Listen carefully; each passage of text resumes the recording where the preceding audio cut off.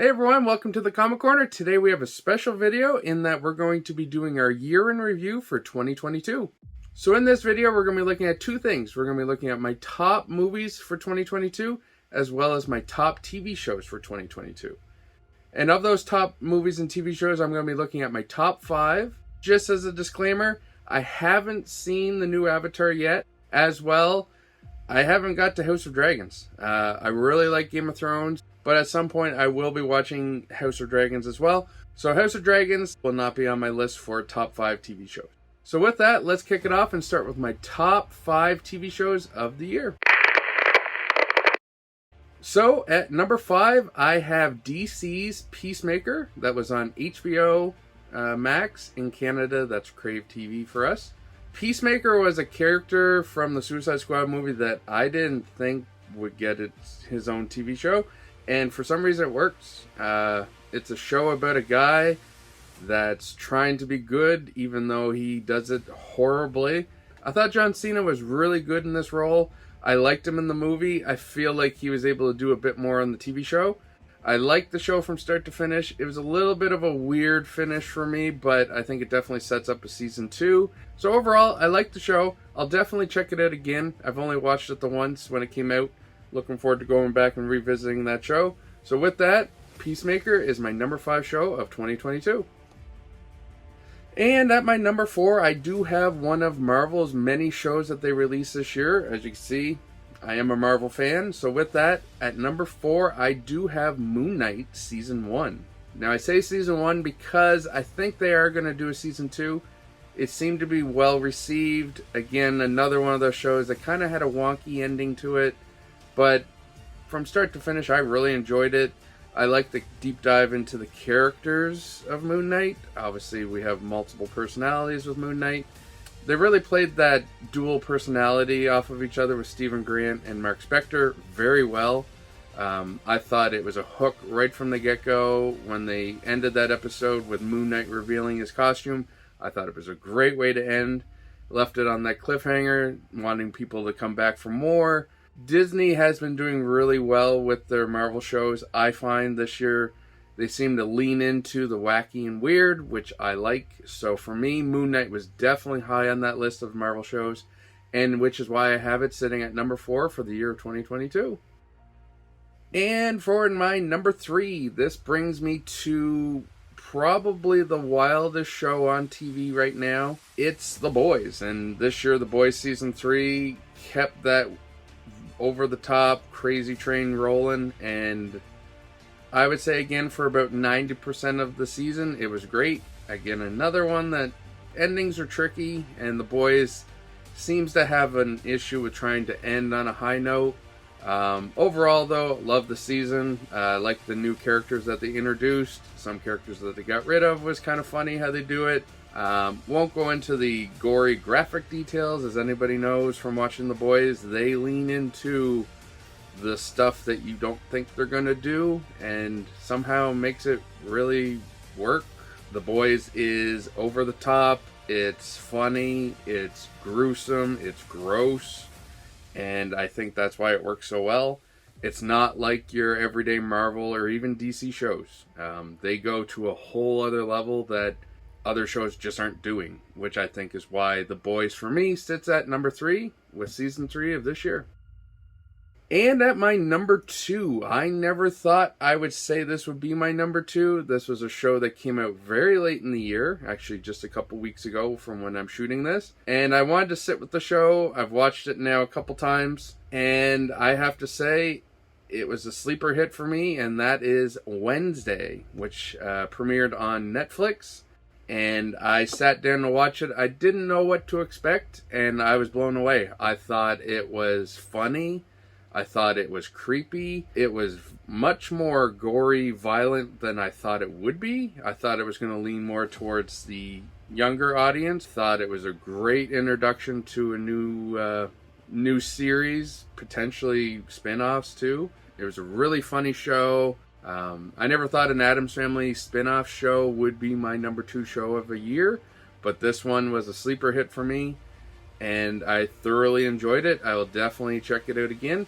So with that, at number 2, I do have Wednesday. So with that, it brings me to my number 1 show, and of all shows, I didn't think this would be the Star Wars show that was my number 1, but it was and is Andor. This show was 10 episodes of pure Star Wars goodness. I thought it was a different take for Star Wars. It leaned into the spy espionage, the dark political stuff that a lot of people don't like about Star Wars, but it makes it work. And it actually makes me appreciate characters that we've seen in a movie already in Rogue One, and actually make me like them more. I really hope that Lucasfilm and Disney lean into this kind of storytelling for Star Wars. I think it works great. I can't wait to watch it again from start to finish now that it's all aired. I would say I had the most fun watching Andor. I look forward to each episode each week, and that's a sign of a great show. And that's why for me, I have Andor at number 1.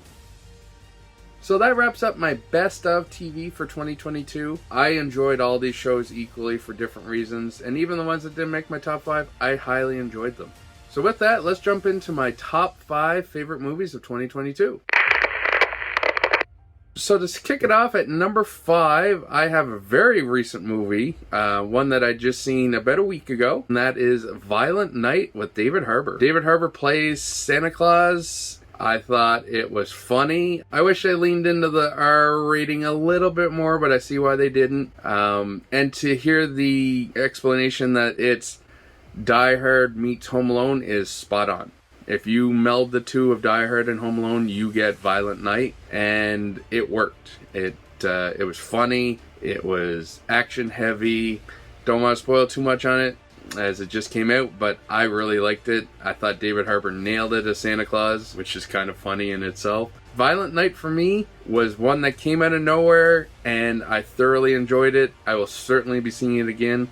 It's probably now on my must-watch Christmas list every year. So with that, I do have Violent Night at number 5.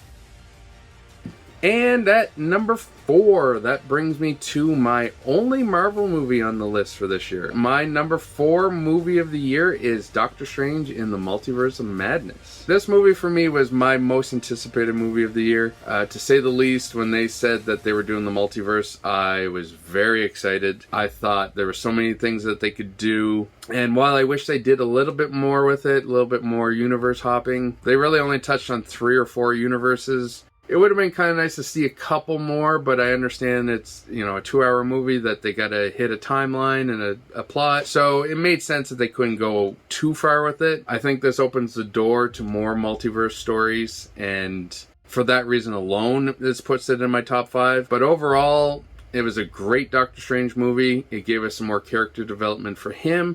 As well, it gave us probably one of Marvel's better villains in Scarlet Witch. I think a lot of the hate for this movie comes from the fact that it didn't land on a lot of the expectation, which isn't fair to any movie. For me, I look at it as what it did, not what it didn't do. And for that, it puts it at number 4 for me. So Doctor Strange in the Multiverse of Madness is my number 4 movie of 2022. So that brings me to my number 3 movie, which was a sleeper hit, one that kind of came out of nowhere. That movie is Prey. It was released on streaming. Hulu had it. For us in Canada, it was on Disney Plus because of Star. And it was a movie for me that came out of nowhere. I did not have high expectations for it. And maybe that's why I enjoyed it so much, because I love this movie. I thought it was a great take on the Predator franchise. It distances itself from some of the remakes and continuation movies that weren't so good. I liked that they did the survival horror style rather than, guns blazing, military guys running in to try and kill basically what they can't kill. I thought the survival aspect of this movie was fantastic. Again, it was just a movie that came out of nowhere for me. Thoroughly enjoyed it. I will definitely watch it again. I highly recommend it if you're into those types of movies, action heavy, alien, monster movies. This was a great movie from start to finish. Highly recommend checking it out. And for that reason, I do have Prey as my number 3 movie of 2022. And bring me to my number 2. I had to have a DC movie on there. I'm a DC fan through and through as well, even though I am wearing a lot of Marvel. And for that, I have at number 2, The Batman. The Batman for me was everything I kind of wanted from a Batman movie. It was dark, it was gritty, it was a detective movie, although I wish they might have leaned into the detective side a little bit more. It was set in reality. It gave us these characters that could easily exist in our world. Batman in this world is tech heavy, as he should be. This world building for me is everything that Batman needed to be. It gave us a character we've seen before in a much different way in the Riddler. I thought Paul Dano as the Riddler was fantastic. He was scary. One thing that Batman movies tend to do really well is they keep their villains alive so that they can come back in bigger and worse ways. So it was kind of nice to see that. I thought Robert Pattinson nailed the Bruce Wayne, and he nailed Batman. It's something we haven't seen a lot of in past Batman takes. Sometimes you get a really good Batman, not a great Bruce Wayne. Sometimes you get a better Bruce Wayne and not a great Batman. In this case, I thought he did both great. He looked the part for a young Batman. His suit was fantastic. It definitely builds the world out with the Penguin. And obviously at the end we see a slight glimpse of the Joker. This movie was everything I wanted. It was great. I know a lot of people say it was a little slow, but I think Batman doesn't have to be a super action-packed movie. And I think that's why for me it worked so well. It gave me the action, it gave me the drama, the intensity, and it all melded into a fantastic movie, which I highly recommend watching. So for that, I do have The Batman at my number 2 movie of 2022. So with that, let's go into my number 1 movie of 2022. And of all the movies that I thought it would be, I did not think this would be my number 1. And it is a Tom Cruise-led movie in Top Gun Maverick. It was everything an action summer blockbuster movie needed to be. I did see it a couple times in theaters. It was one of the best movie-going experiences I had in a very long time, maybe since Endgame. I've watched the original a couple times. I do not like the original. I find the original to be quite on the slow side, a little bit boring. I know it was hindered by its technology from that era. Whatever he did with this one, he made up with it tenfold, because this movie was action-packed, it was thrilling, it was dramatic, it was an emotional movie, and for me, it was just an overall almost perfect movie. The writing was great, the actors were great, introduced us to some legacy actors, as well as some new up-and-comers. I really like this movie.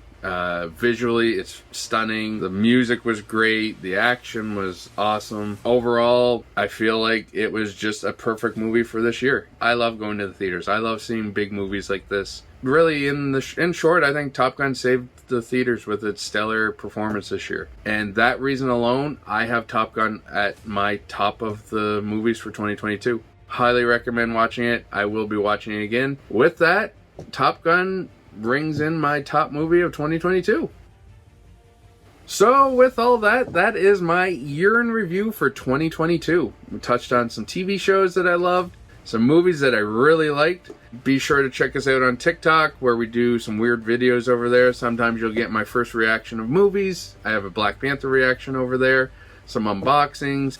So with all that said, we just wanted to say thank you for the support in 2022. We have exciting things planned for 2023 that we can't wait to show you. And we just wanted to wish everyone a Merry Christmas, a Happy Holiday, and a Happy New Year, because this is our last video for the 2022 year. And we can't wait to see you in 2023. So with all that said, thanks for checking out the video, and we'll see you next year.